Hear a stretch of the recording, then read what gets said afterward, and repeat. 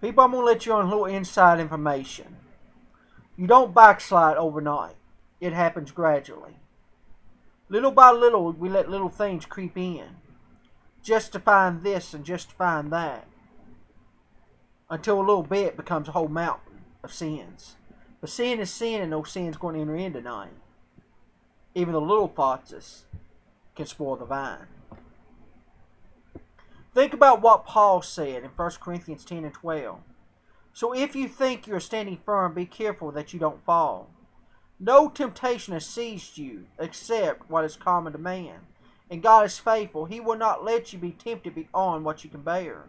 But when you are tempted, God will also provide a way out so that you can stand up under it.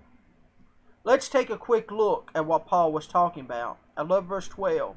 It tells us that if we think we can't be tempted, then we can't do wrong, then we're wrong. We can and will be tempted. Don't ever say, oh no, I've never been tempted. We're all tempted. So Paul reminds us, don't think you're so tough that you can't be tempted, that you can't fall. Because you know what? You can. And if you think you're standing firm because you can't fall, you will. Next, Paul tells us that when we are tempted, not if, but when we are tempted, those temptations are common to all people. Don't think you're unique and your temptation is all about you. It's not. It's simply Satan's way of trying to get you. Temptation is common, and it's common to all people. It's not a sin until you react on it. And once you react on that temptation, it becomes a sin. So Paul has given us the bad news. We're all going to be tempted. Now he gives us the good news in the midst of the bad. God is faithful, and he will not let us be tempted beyond what we can bear. God is faithful to his children, me and you. And he will not allow the temptation of Satan to be more than we can handle. That's great news. So if you think you're really being tempted and it's a struggle for you, know that God has great confidence in you and that you can handle it. Not on your own. That's not part of the plan. Because on our own we can't. So God gives us the final bit of great news. When you are tempted, God will also provide a way out so that you can stand up under it. That's great news because God will provide a way out.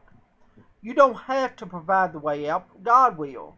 But you need to follow God's way in order to get out of what you've been tempted to do. You can't do it on your own. You've got to listen. You've got to learn and you've got to obey. Through each and every trial, through each and every tribulation that you've ever gone through, you've heard me say this time and time again, that one thing is common in every trial and temptation and trial you ever had. You learned something along the way. And we was able to reach other people because we're overcomers of our testimonies. And the only way we can reach somebody else is if we've been through the same thing. Most of the time, can I tell you what God's answer is to the temptation which comes before you?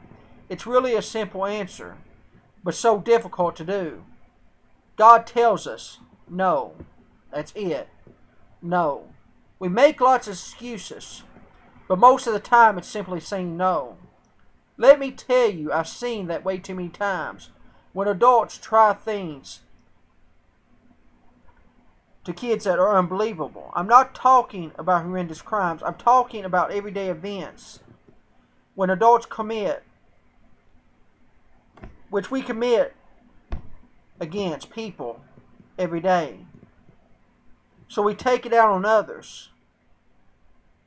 It's wrong.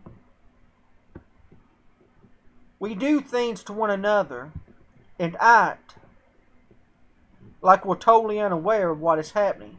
Oh, I didn't know you were there. I didn't see you. Oh, our car is full. We can't take little Johnny. It's all around us.